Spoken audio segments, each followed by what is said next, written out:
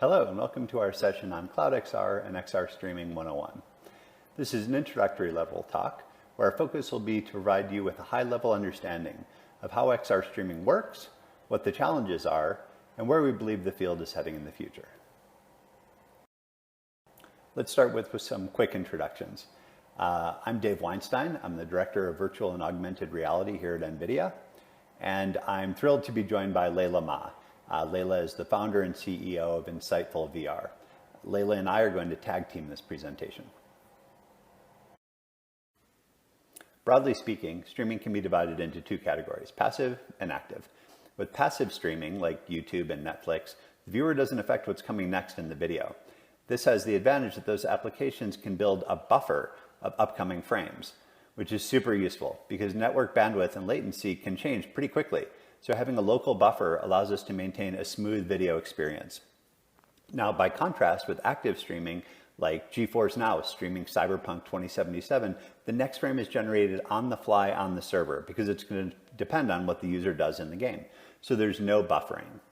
Because of this, active streaming apps need to be really clever in order to hide perceived latency and network fluctuations. Here's a really high-level diagram that depicts how streaming works in general.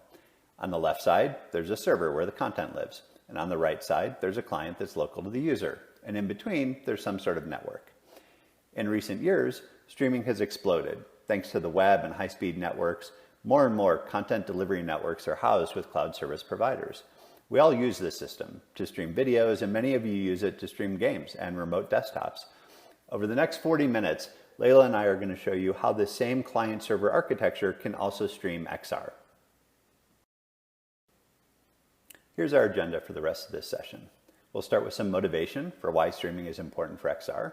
Then we'll cover some definitions, and we'll deep dive on different streaming approaches, including NVIDIA's Cloud XR.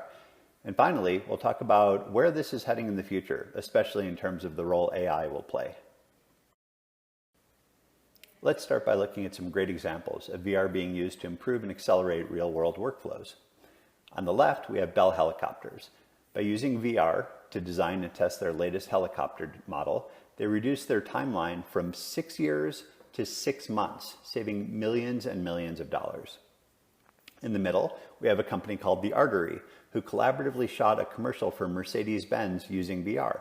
The teams in this collaboration were spread across New York, Los Angeles, Toronto, and by shooting in VR, not only were they able to collaborate, but they were able to play with scale to get these incredible camera angles and motion paths. And on the right, we have Steven Spielberg, famously directing Ready Player One, oftentimes from within VR. All of these examples were incredible successes, inspired innovation, producing really just incredible results.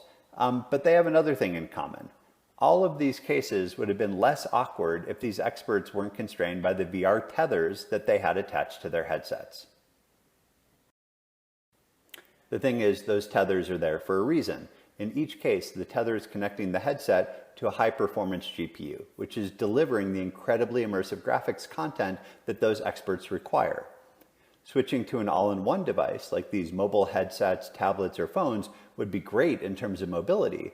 But because they're mobile, they only have a small fraction of the graphics and compute power that a full-blown professional GPU has. What everyone wants, of course, is the best of both worlds. The power of a high-end NVIDIA GPU and the ease of use and mobility of an all-in-one device.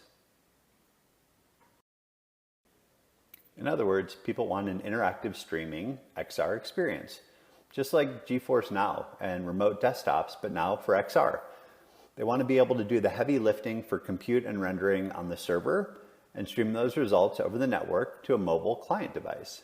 The challenge, as we'll see shortly, is how to create an optimal streaming experience given the tight latency requirements and high graphics bandwidth of XR.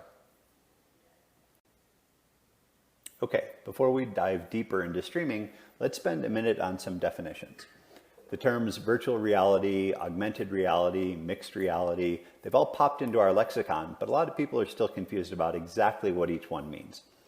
Virtual reality is the natural evolution of all the other displays in our lives. Desktop monitors, cell phones, televisions, movie screens.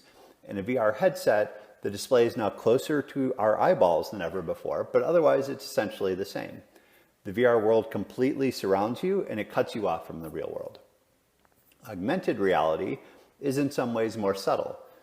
It's about presenting additional information overlaid on top of the real world, like Pokemons rendered on top of the world as seen through your cell phone camera, or text on the heads-up display in a fighter pilot's helmet.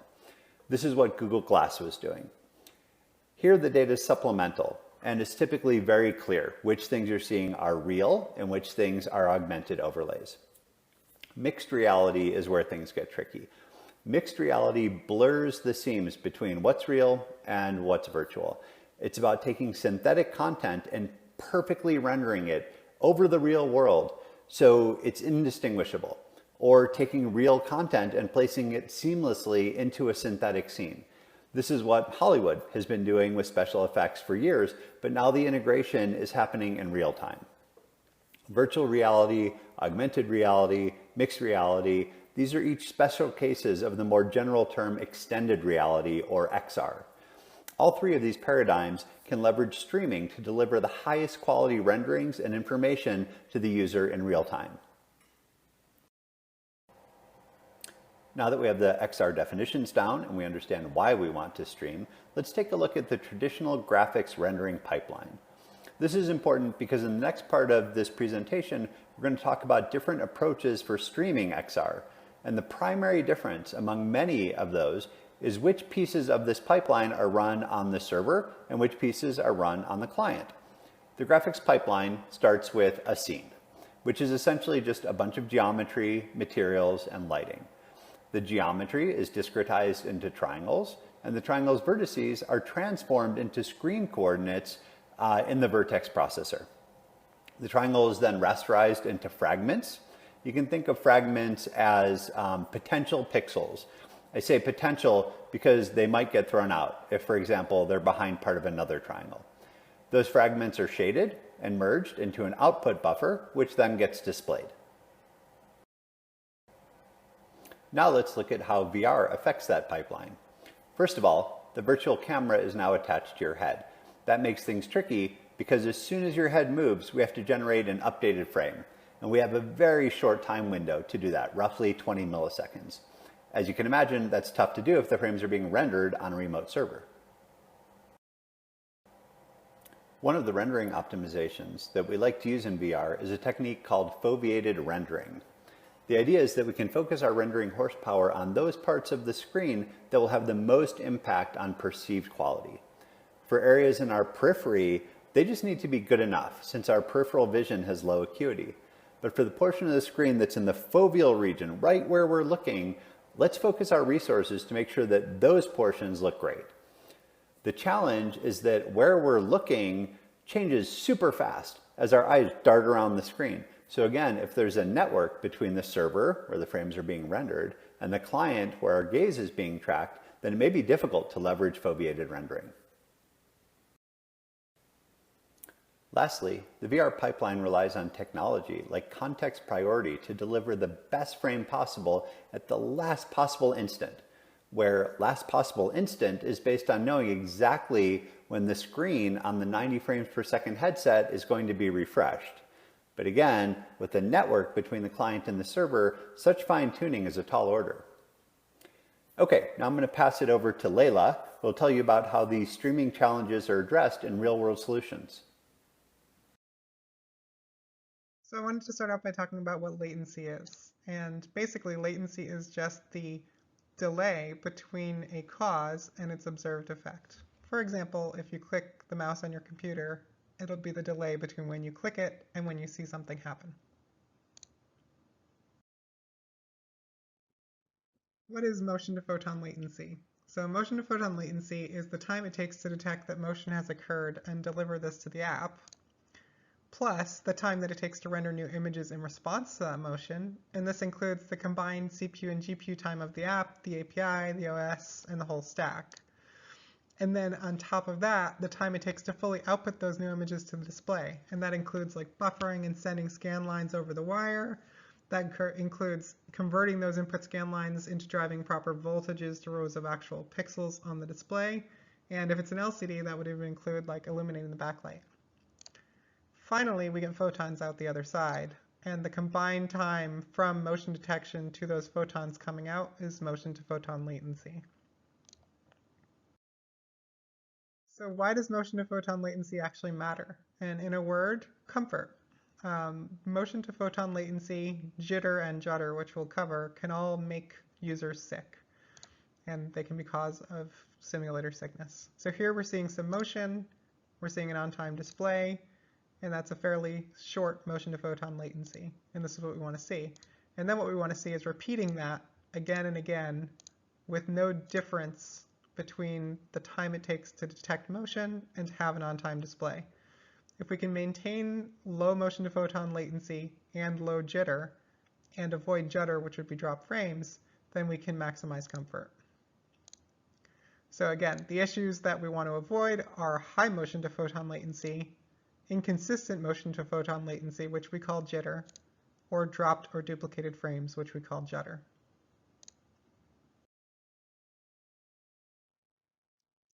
So here we're going to cover two issues in one slide that we want to avoid. One is, again, high motion to photon latency, and the other one is inconsistent motion to photon latency, what we call jitter. So here we have motion, and then we have a 45 millisecond display. That's high motion to photon latency. Now we have some motion and an 11.11 millisecond display, and that's 90 hertz. That's low motion to photon latency, but it represents jitter compared to our first 45 millisecond display. So already we're making the user uncomfortable in two different ways. And now we have some more motion and then a 60 millisecond display, which is even more jitter, and it's now high motion to photon latency again. So all of this combined makes for a really bad, really uncomfortable experience for the user, and these are things we want to avoid doing. Illustrate judder. Judder is the dropping of a frame. And so here we have the motion output to display, a pretty good motion to photon latency, but here we've dropped a frame, and our user's probably going to puke if they're nearly as sensitive as I am. Some people can totally withstand this, but people like me get very sick, nauseous, and potentially headaches. There are some tricks that HMDs do, and we'll talk about that in the future, to avoid apps dropping frames resulting in users getting sick. But in the end, dropping a frame in the app, even with those mitigation strategies, will still cause discomfort.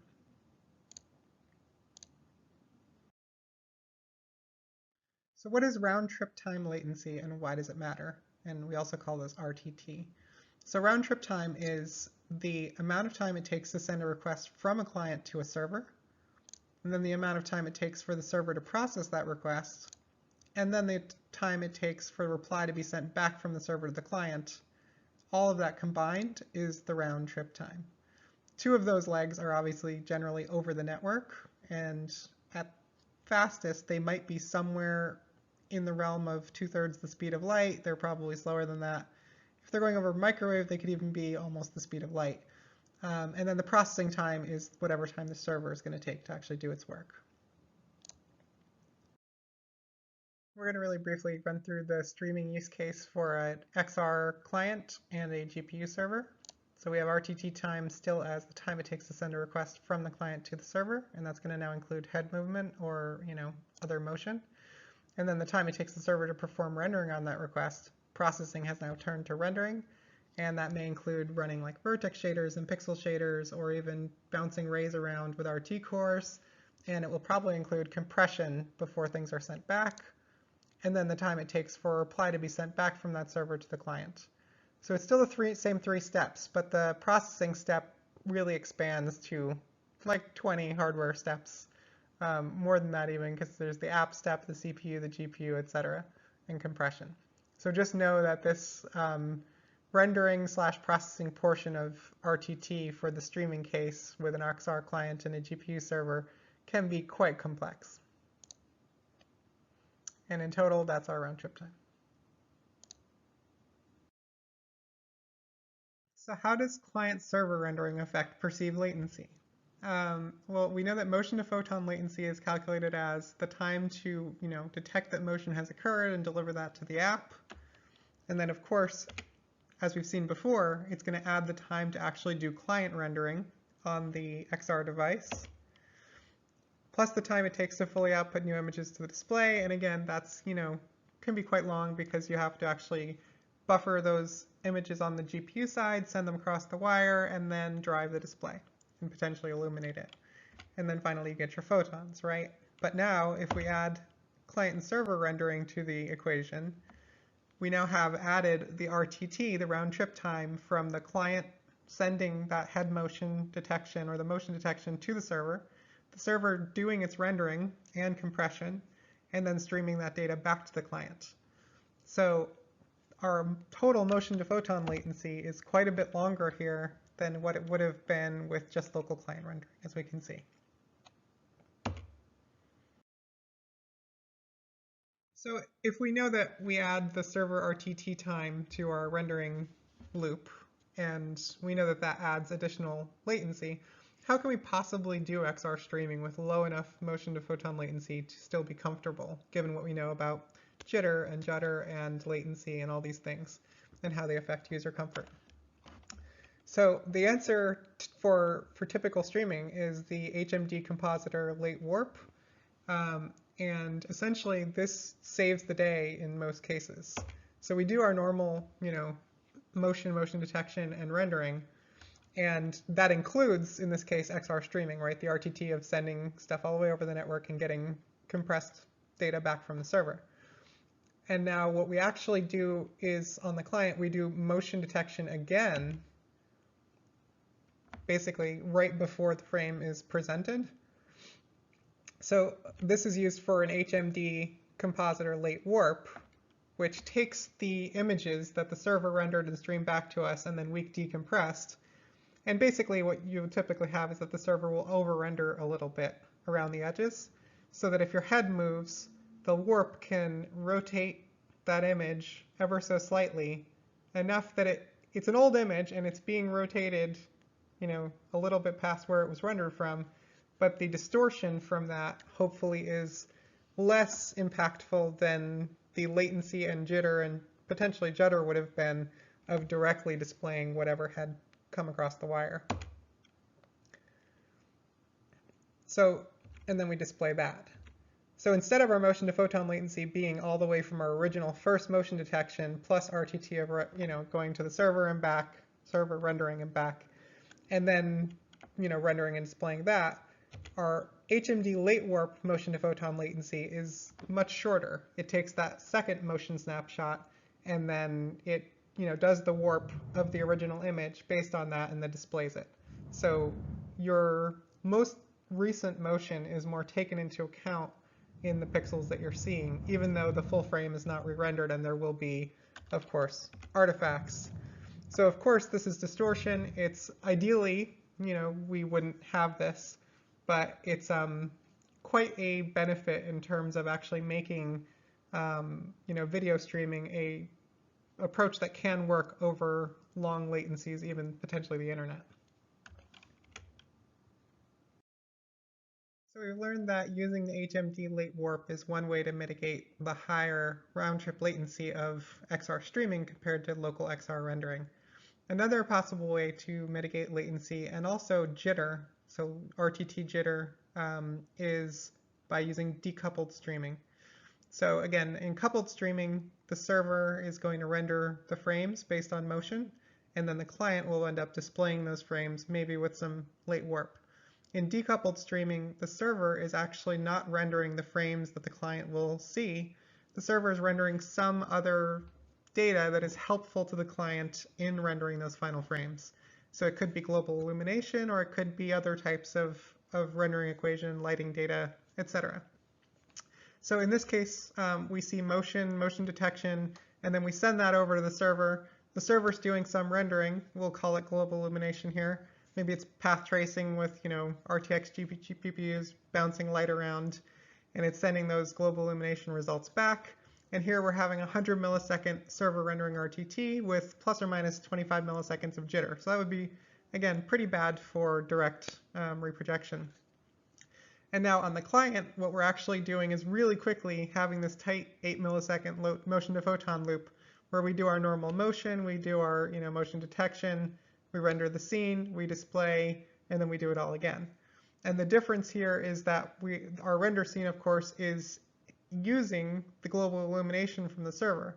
So on our client, we're getting beautiful globally illuminated lighting, but we're still rendering the scene at 120 hertz instead of rendering much slower.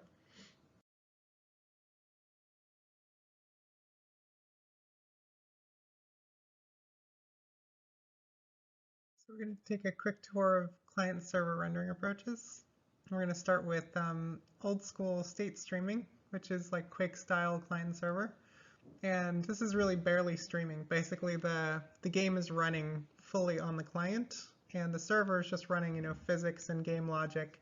And the client then predicts what the server will say next about that. So it's running prediction ahead, and the client's doing all the rendering based on that prediction. And then if the client turned out to be wrong, the server is authoritative and says, no, you're wrong. This is what actually happened. But from the perspective of user inputs to what the user sees, it's basically being driven by local prediction. So the latency feels local. So you get the lowest latency that you can have of any streaming approach, and you get the lowest bandwidth too, because you're only streaming, data like states of things in the world. You also have the lowest server power usage because the server is, doing a bare minimum of work.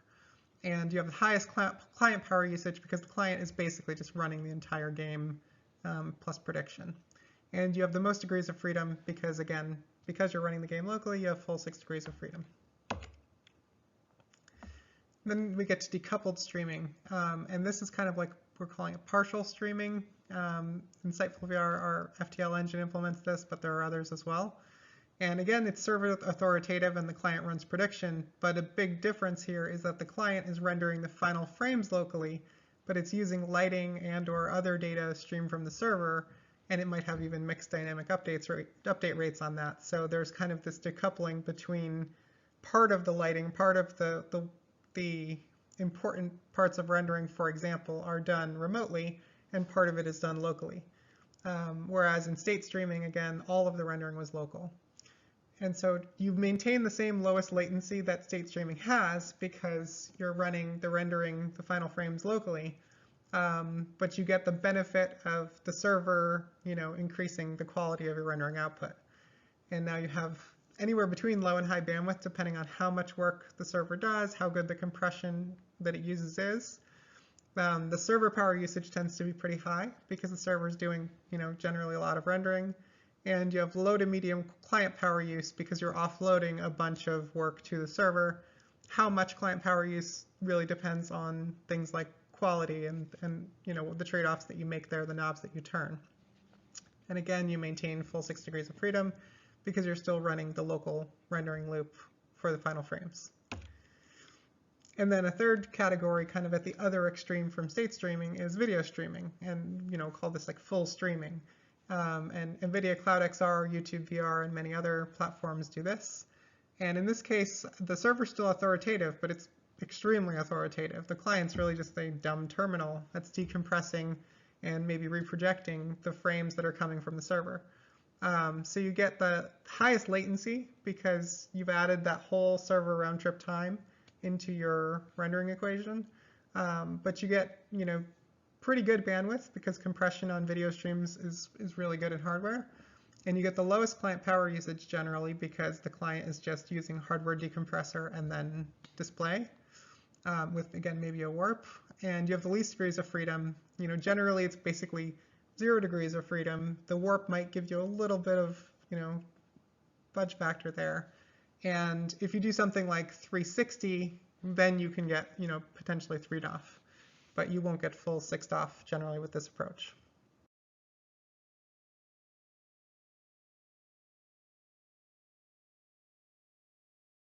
So some other points on the streaming spectrum include command buffer streaming, which is done by TechViz, Polystream, and others. And in this case, the server generates rendering commands and the client just executes them locally. And if you do this correctly, you can have pretty low latency because the client can actually just replace the matrix that it's using to render the scene at the last moment based on updated head movement, even though the commands that it's executing may be intended for a different head position, it can locally change that. And after startup and streaming, the bandwidth is pretty low. But if you have streaming textures, for example, then the bandwidth would still be fairly high because the textures might need to be streamed from the server to the client along with the rendering commands. So you'll have some high initial bandwidth and then potentially more bandwidth during the map if you're streaming textures dynamically. The server power use is pretty low because it's only doing really the CPU part of rendering. It's generating render commands, but it's not really, it doesn't need a GPU at all, in fact. And then the client has high power usage because essentially the only thing being offloaded by the server is that CPU part of the rendering command generation, but the GPU part still has to happen on the client. And you get high degrees of freedom. Again, if you're replacing the matrix, which you use to render the scene, potentially you could even have full 6DoF on the client, but that really depends on the implementation. Another class of streaming approaches is we're going to call it kind of streaming partial scene. So you're not streaming the full scene and you're not streaming just plain video.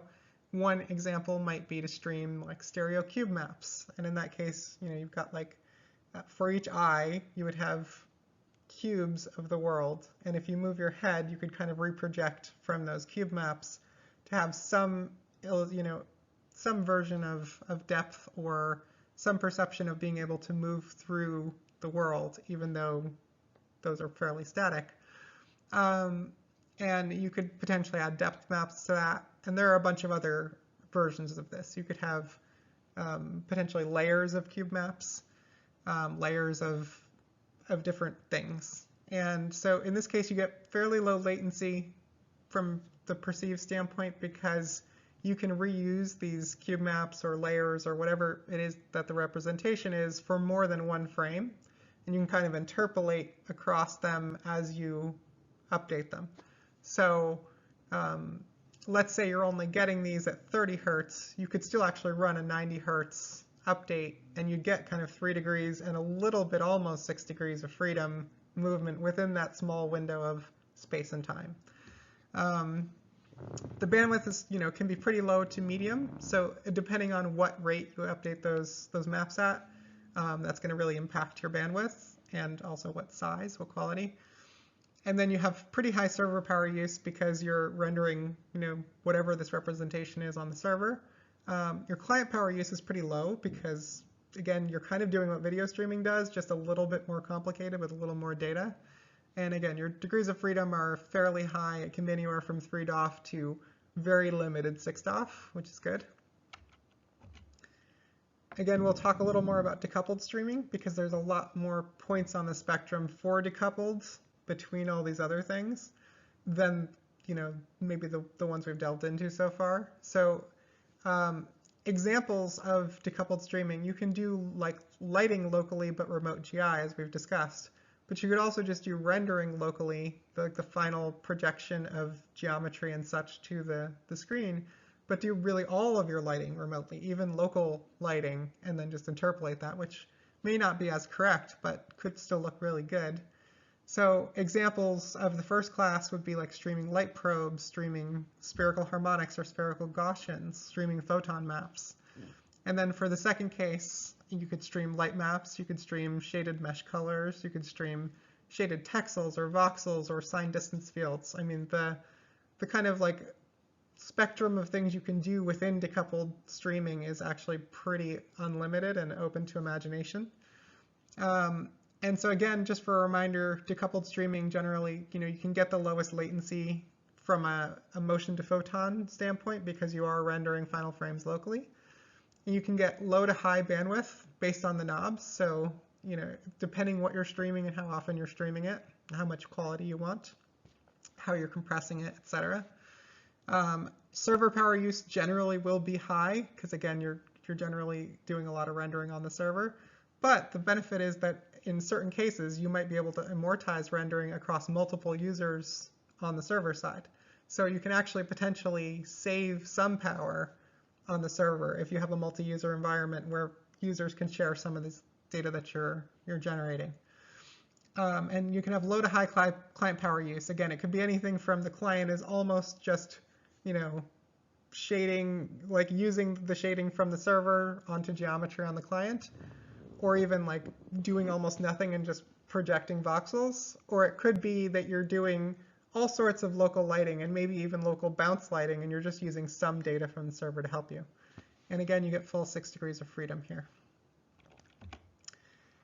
And then again, just to come back to the video streaming case, we can emphasize that you can have 180-degree video, 360, there's pyramid approaches. It's not just stereo video that is the one approach.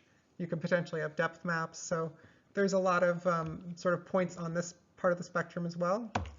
And an interesting one to kind of bring up is Azure Remote Rendering, which does video streaming, but then has a local UI composited on top. So your interaction with the local UI is totally like low latency and feels natural because it's local, but the rendered pixels that are done by the server, where it's just doing very high quality geometry and lighting, is doing the traditional sort of pixel streaming, video streaming. So what are some key takeaways about latency and XR streaming? Well, the first one is that the late warp partially mitigates motion to photon latency. So without it, approaches like interactive video streaming probably wouldn't really be tenable and would make many users sick, but with it, they are quite tenable. Having said that though, latency still does matter because the late warp adds distortion, and the more latency it has to compensate for, the larger that distortion will be. Edge streaming can help there. So if you can minimize the network portion of RTT, the trip from the client to the server and from the server to the client, then you can minimize motion to photon latency and minimize the amount the late warp has to distort rendering. Also, fewer hops between servers and clients can also help control jitter. And if you recall, jitter can sometimes be just as important or more important than absolute latency. Having said all that, you should prefer solutions that have high quality of service integrated as part of their design. Within different streaming approaches, quality of service varies, but also within implementations, so you should definitely take that into account. And again, decoupled streaming has some nice properties with minimizing latency, and particularly with making jitter less of a concern. Because the server is rendering out of band from the client, and the client isn't just directly using the results from the server, but is rather integrating them into its own rendering, that can mean that the jitter from the server, it can be hidden much better. It's not directly affecting the user's perception of motion to photon latency. Now, the considerable downside of decoupled streaming is that it's not as simple to implement. It's got a lot of complexity. It's not a drop-in solution like video streaming or command buffer streaming can sometimes be by just replacing the graphics API or the HMD API. However, if you're looking for, like, again, the absolute highest latency tolerance and also potentially high frame rates while reducing power and improving quality, it does have some very attractive qualities in those areas. Thanks, Layla. As many of you know, NVIDIA launched our XR streaming solution called Cloud XR about 2 years ago. Our CEO, Jensen Huang, demoed Cloud XR during his keynote. He showed a 28 million polygon McLaren Senna rendered flawlessly on a cell phone. The heavy lifting, of course, was actually done in a Verizon data center using 2 RTX 6000 GPUs that were running Autodesk VRED software, which is a VR application. And the VR experience was streamed over the Verizon Production 5G network. We showed that same demo on the exhibition floor following the keynote, and that's what we're showing here in the video. As my colleague Sean moves his phone around the virtual model, the rendering he's seeing instantly updates. It's an incredibly smooth experience. The car stays perfectly affixed to the podium. Remember, this is a 28 million polygon model, so it would have been impossible to run on this phone without streaming. Let's take a closer look at how Cloud XR works. Here's a user's view of this client-server architecture. Cloud XR has 2 components. Part of it runs on the server, shown on the left, and part of it runs on the client, shown on the right. The server piece is going to run the application, and the client piece will have the HMD attached. In order to split that apart, we've created this glue layer so that the 2 pieces can talk to each other. On the server, we have a virtual HMD driver. The application actually thinks it has a device attached to it. And on the client, we wrote a VR application that accepts and decodes frames and audio and presents them to the user. And it sends back controller, and HMD tracking data, as well as controller inputs. And with XR, we also can send back from the client lighting information in the form of spherical harmonics in order to realistically light the scene. I mentioned at the beginning that part of the challenge with streaming in general is that network latency and bandwidth are constantly fluctuating, which makes their performance difficult to predict. Here's an image of measured network traffic, which makes precisely that point. We're looking at packet timings for part of a session, and as you can see, the network performance is constantly fluctuating. In practice, different packets can take different paths between the client and server, so some will arrive out of order, some will arrive faster than others, and some will never arrive at all. The reason that this matters is that in order to maintain a high-quality XR streaming experience, the system needs to be resilient in the face of these conditions. In the left column, I've listed out the challenges that I mentioned on the previous slide. NVIDIA's network streaming layer, which is the underpinnings of both GeForce Now and Cloud XR, has built robust solutions to address each of these challenges. Those solutions have control parameters that we automatically tune in real time during the XR experience. There's a lot going on here. I just want to point out a couple of the challenges.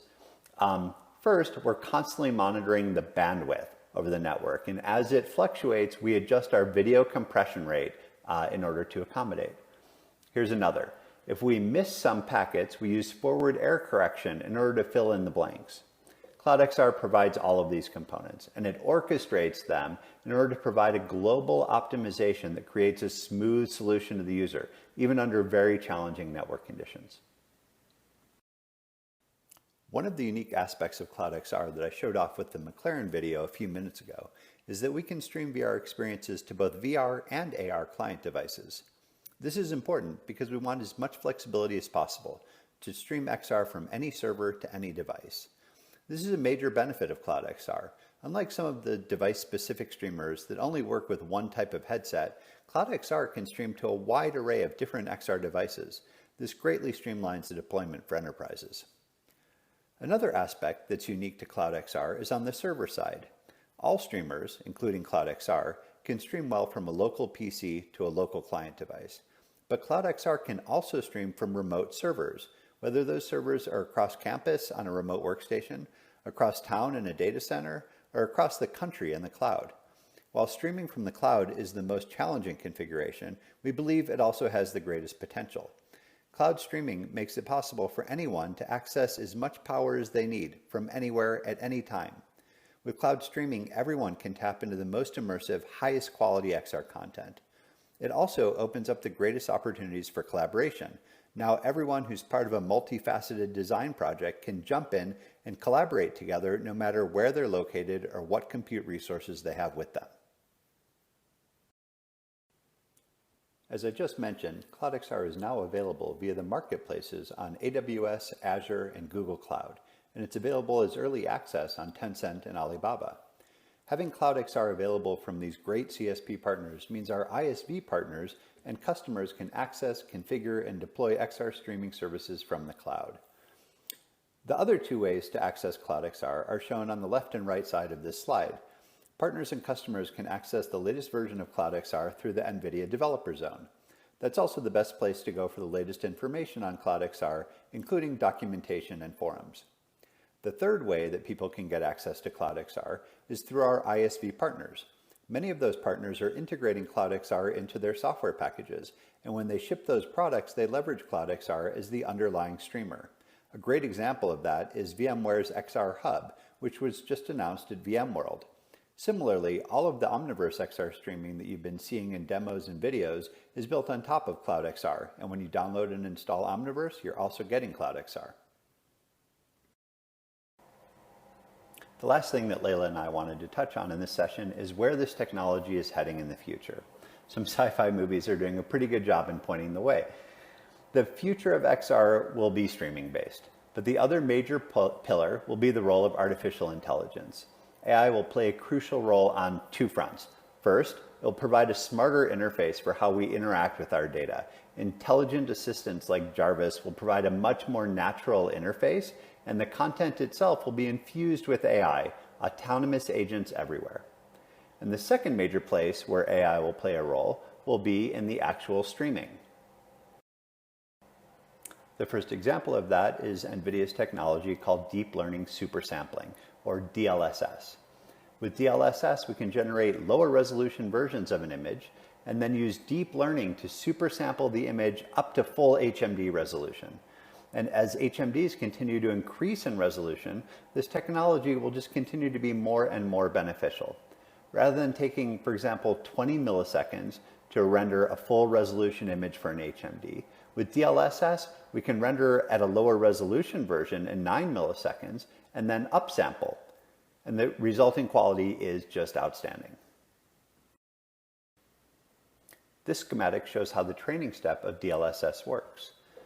DLSS is trained by rendering low-res versions using a jittered sampling pattern, feeding those frames along with their motion vectors into a convolutional neural network that uses all of that data to generate an up-resed anti-aliased frame.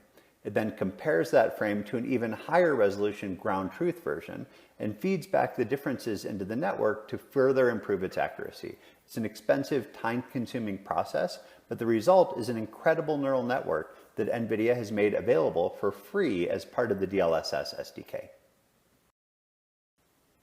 And the results speak for themselves. We're looking at the performance for Deliver Us the Moon in using DLSS upsampling. The darker green is with DLSS off. You see frame rates ranging from 15 to 32 frames per second.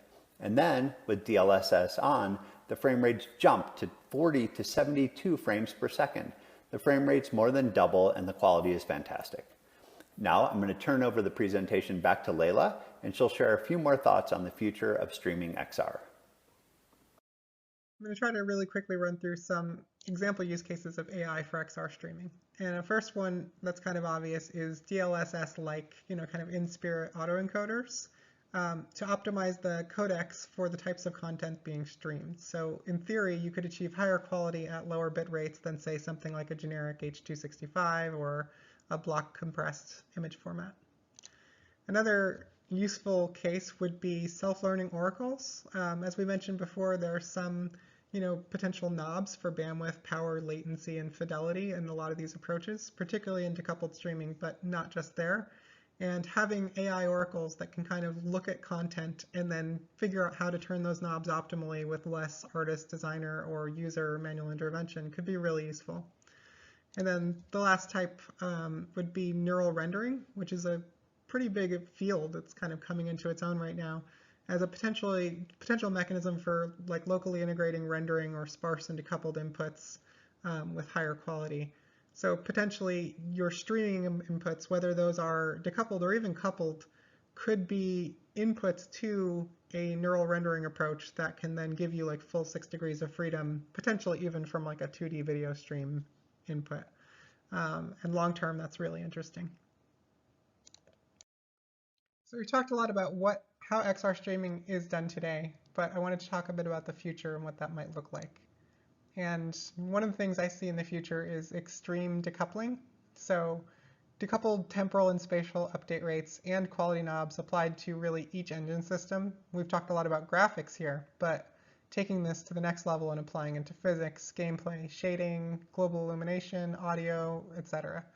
And potentially being able to update each object in the world at its own dynamic update rate, and that object being able to be updated locally or distributed from potentially more than one server at a time. And then you could reduce update rates to save bandwidth and power, and you could have those self-learning AI oracles that we mentioned dynamically optimizing those knobs to do that. You would then composite locally. As we mentioned, decoupled already does that, but potentially you have an AI compositor helping out to improve the quality of your local compositing at lower power. And potentially, even if you're not using decoupled streaming, the future of XR streaming is probably using some kind of local compositor that's got AI built in the future. So again, potentially you might even just have video streaming, but the AI compositor is making that feel lower latency and making it feel like you can actually move through the world in between the frames. I think that's definitely something that's going to come down the pipe eventually. and really exploiting amortization both on the client and the server. And server side, that means probably sharing results of workloads that affect multiple users. So lighting and global illumination are an obvious use case. Light bounces around the world, and having that light be able to be sort of shared among many users instead of having to recompute everything for each user. Audio and physics and other systems potentially doing the same thing. And on the client side, efficiently supporting like multi-view cases, potentially even light field optics. So you could think of having hundreds of views for added depth or added, depth of field on a light field HMD, or you could even have like a holographic display. And then the real kind of endpoint of that could potentially be using this kind of decoupled streaming approach as the wire protocol of the metaverse. So you could have myriad servers and clients participating in almost like a BitTorrent for interactive XR streaming. And you could think of, in the BitTorrent kind of way, there are some servers streaming physics data and some servers streaming, lighting, global illumination data, and potentially multiple servers are streaming parts of the world to many clients and sort of sharing that data and amortizing it around. And so at the limit, you could kind of think of like streaming from your console and your PC and from a remote server, like all to your XR HMD. And I think that would be a pretty neat way to do not only rendering, but physics and audio and everything else in the future. So thank you for coming to our talk and for making it this far. This slide is just a quick overview of Insightful and our FTL engine, which again uses decoupled streaming, as mentioned, and different from some other implementations of decoupled, but it's got a lot of interesting properties. We've been kind of quietly building it for about 5 years, and it gets very high performance on very low-end devices with really high quality. So if you're interested in this, just get in touch. And again, thanks for coming to the talk, and thanks for learning a little bit more about XR streaming. One last note before we wrap up. We have a ton of great XR content at this year's GTC. If you're interested in XR streaming, I'd strongly encourage you to check out some of these other GTC sessions. All right, on behalf of Layla and myself, thank you very much for watching our presentation, and we hope you enjoy the rest of your GTC.